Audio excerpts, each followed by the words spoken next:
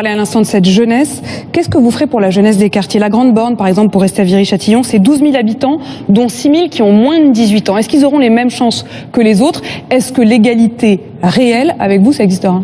D'abord, c'est très intéressant d'ouvrir le débat sur le service militaire, mais vous conviendrez avec moi, mais vous conviendrez avec moi que ce serait bien de ne pas attendre l'âge de 18 ans pour apprendre la discipline et le respect de l'autorité à des enfants. On va parler d'éducation tout à l'heure. Oui, c'est lié naturellement et ça commence à l'école et c'est pour ça que je veux une école primaire. C'est pour ça que je veux une école primaire qui soit une école des fondamentaux, de l'autorité, de l'apprentissage du respect. La deuxième chose que je veux dire, c'est qu'on ne peut plus traiter les sujets comme ça. Les quartiers d'un côté, la zone rurale de l'autre, parce que c'est tout le pays qui est en crise.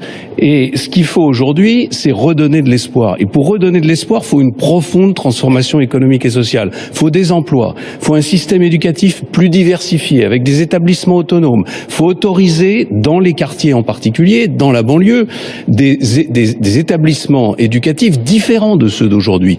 Ce sont des sujets qu'on évoquera tout à l'heure. Mais c'est de cette manière-là que vous allez régler la question des quartiers, pas en remettant un peu d'argent sur les quartiers ici, en mettant un peu d'argent sur le monde rural, alors que l'ensemble du pays est en crise. D'un bout à l'autre de la chaîne, donc.